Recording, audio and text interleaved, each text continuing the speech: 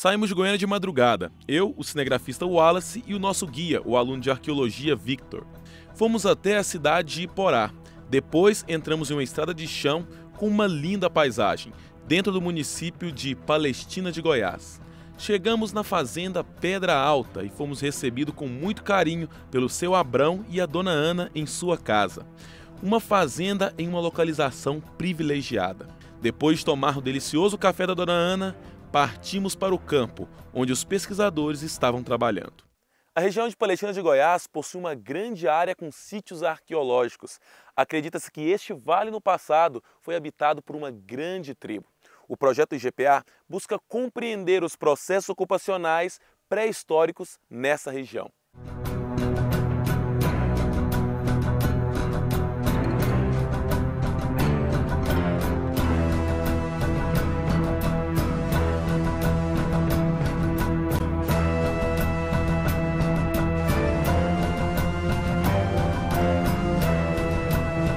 A universidade trabalha com duas frentes na fazenda, uma coordenada pelo professor Júlio e outra pela professora Rose. A professora trabalha no que eles chamam de abrigo, pois estão ao lado de uma grande rocha.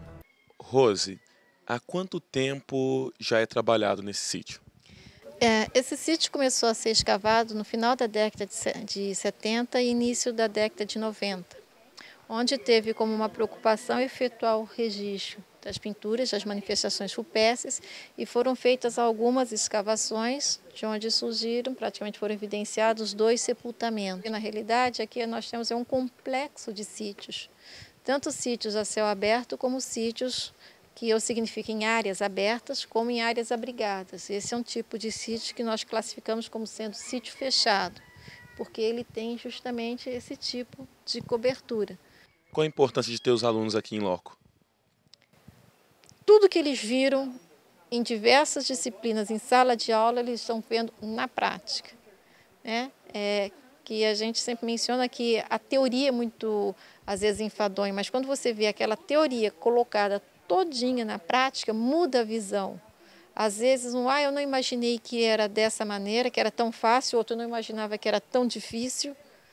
Porque, como eu diria, a percepção de cada um é muito diferente, mas é difícil você adequar. Então, a gente tem, com essas atividades de campo, né, a oportunidade de fazer prender, né, e recapitular todo o conhecimento, porque eles em campo eles estão vendo todas as disciplinas praticamente que eles viram no decorrer dos 2 anos que eles já estão no curso, 2 anos e meio praticamente. A cada dia, cada momento, a cada hora é algo diferenciado que está surgindo. Rose, quanto às pinturas rupestres, o que é encontrado aqui?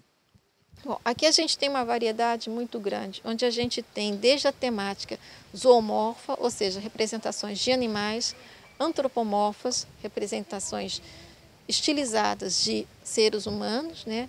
E uma representação de geométricos ou abstratos, que as pinturas seriam mais antigas que as gravuras, em função do quê? Da sobreposição que existe. Há uma preocupação com todo o local em volta de onde está sendo estudado, porque por todo o solo pode ser encontrado artefatos, objetos de pesquisa.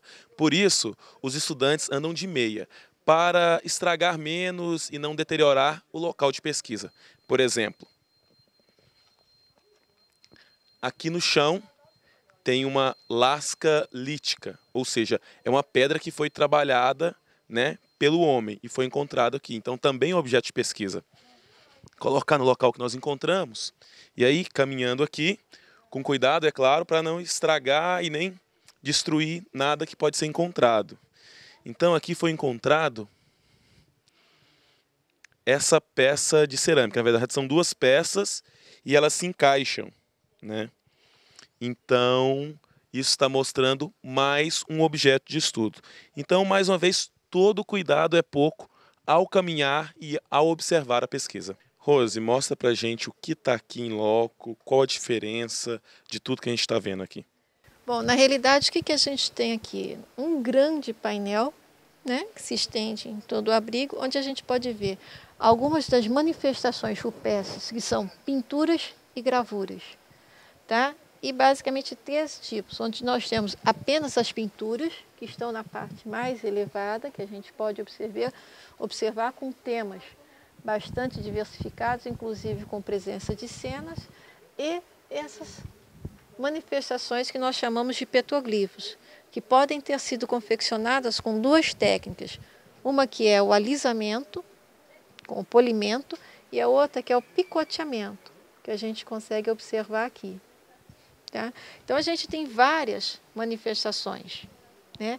E uma outra situação que a gente consegue observar é que existe alguns petroglifos, como no caso desse aqui, que ele foi confeccionado, mas ele possui pintura no seu interior.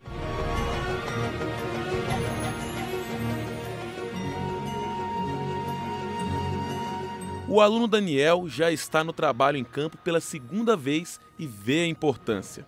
Como é que é você estudar na teoria dentro da sala de aula e chegar aqui e colocar a mão na massa? É muito interessante porque quando a gente lê na bibliografia, parece que tudo é muito fácil. A gente vê o material assim, mas a gente não entende qual que é o esforço de estar trabalhando em campo.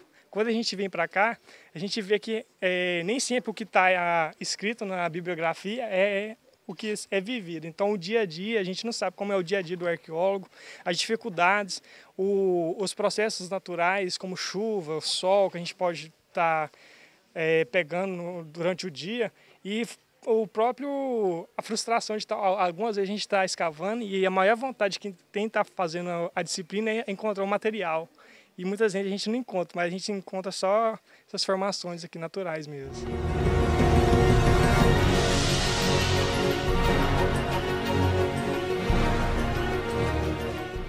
Todo mundo deu uma pausa para o almoço e nós também vamos entrar nessa. Vamos almoçar? Depois do almoço, eu saí com a equipe do professor Júlio. Agora eu estou em um sítio a céu aberto, diferente do abrigo que nós estávamos agora há pouco. Estou aqui com o professor Júlio, que está coordenando o trabalho aqui. Júlio, parece que é mais difícil encontrar sítio a céu aberto. Como que é determinado o local em que vai ser pesquisado? Bom, existem dois procedimentos básicos, né? Um é localizar o sítio por indicação dos moradores, que eles se reportam, em tal lugar nós encontramos fragmento de cerâmica, ou machadinho, qualquer coisa desse tipo, um pote inteiro, um enterramento. E a outra é por aplicação de métodos de sondagem, de prospecção, né? Métodos investigativos. Você escolhe uma determinada área por N características e aí você começa a fazer um programa de prospecção. E esse programa de prospecção ele é realizado com intervenção no solo. Pode ser com cavadeira, pode ser você realizar uma sondagem de 1 metro quadrado, 2 metros quadrados, aí você obtém a amostragem daquele lugar, se identificar vestígios arqueológicos, pode ser que seja um sítio, né? Dependendo da quantidade de material, essa coisa toda. Então são 2 procedimentos básicos, né? Um é diretamente na técnica e o outro é por informação oral. A Tainá Janaína, ela inspira os colegas a trabalhar também de uma outra forma. Mostra aí. Porque as coisas não podem ser simples, todo simples é complicado demais. E todo o universo exprime e busca todos os sinais. Cadê aquela meiguice? Os vestígios tá complexo demais. Cada nível que passa, você vai deixando sinais. Isso aí, valeu. Obrigada. Você viu que trabalha de todas as formas, nem que seja inspirando os colegas. Júlio, qual a leitura que você faz da região aqui? Como esses povos se movimentavam? Como que seria isso aqui? Bom, na verdade eu trabalho com geoarqueologia, né? Que é a utilização dos conhecimentos das geociências para a arqueologia. Então, a leitura que eu faço, assim, por exemplo, é sobre a implantação do sítio na paisagem. Esse sítio aqui, essa aldeia, se devia ser uma aldeia, nós estamos aqui mais ou menos na posição de interflúvio, na área mais ou menos elevada dessa região aqui, onde nós temos uma encosta com a declividade suave, um pouco acentuada para norte e para sul. E ao final de cada uma dessas vertentes, por exemplo, de norte, de sul e de leste, nós temos um curso d'água passando aqui, circundando essa área do sítio. Um pouco mais afastado, nós temos a serra aqui, ó. Nós temos a serra aqui fazendo a volta em todo em toda essa área do sítio, que era uma região também de uma área, uma estrutura de proteção. Se você observar lá em cima, por exemplo, um excelente ponto de observação, né, de controle de quem se aproximava na área do sítio. Você tem isso a norte, tem a sul e tem a leste. Então é esse tipo de leitura que a gente vai fazendo, você vai interpretando. É um contexto que a gente chama, né, o contexto arqueológico do sítio. Acho que sem isso é uma pobreza de fazer uma escavação, né? Ainda mais trazendo aluno, né? Que eles que vão levar o conhecimento para as gerações futuras, né? Porque é de eles que estão coordenando grandes projetos de contrato, dando aula nas universidades, escrevendo, fazendo pesquisa, né? Então a gente tem que se preocupar muito com a formação deles, né? Depois de um dia de muita pesquisa para eles e muitas descobertas, encerrou-se os trabalhos. Fomos saborear mais uma vez a comida da Dona Ana. A Dona Ana e o seu Abrão cresceram em meio aos sítios. Dona Ana, quando que a senhora descobriu que tinha algumas pinturas nas pedras aqui tão próximo à casa? Olha, há mais de 30 anos atrás, eles fizeram trabalho, né? Veio o padre, umas meninas fazer trabalho, os alunos, né, no caso. Só que no momento, eles não falavam nada pra gente, né? A gente não sabia o que estava se passando. Às vezes perguntava para eles, né, o que vocês estão fazendo? Não, um trabalho. Região muito rica, um trabalho, né? Mas não esclarecia. Então a gente não tinha nenhum esclarecimento no momento.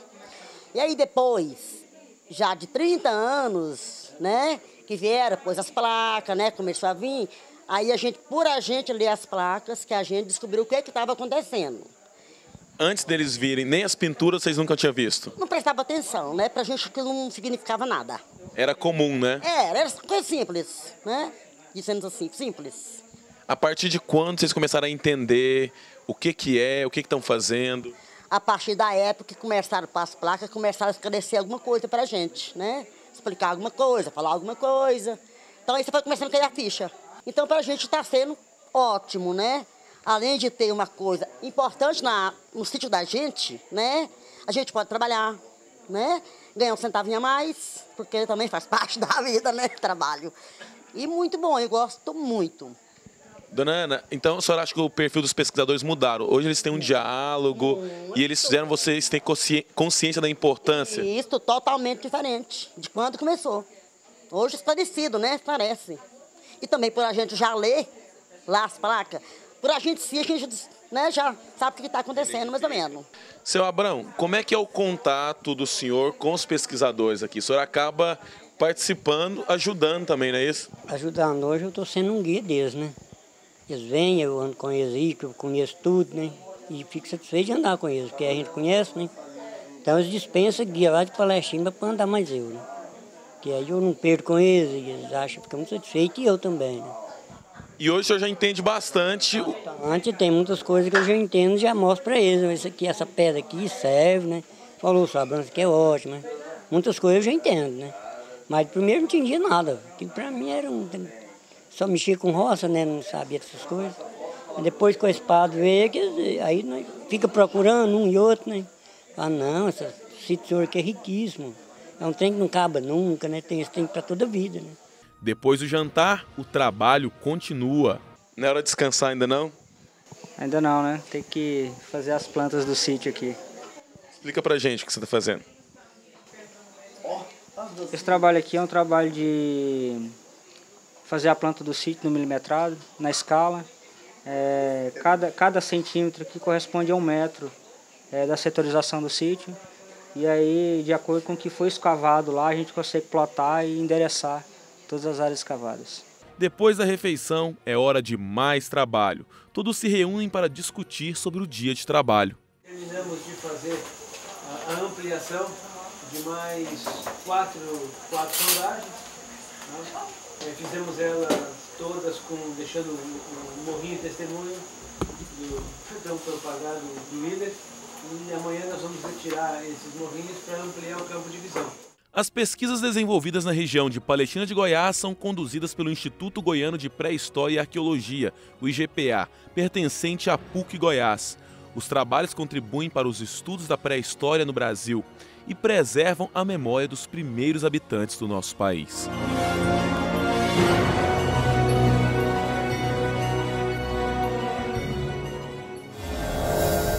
Confira depois do intervalo. Existe sim uma maneira de se vestir de forma irreverente, mas sem perder a elegância.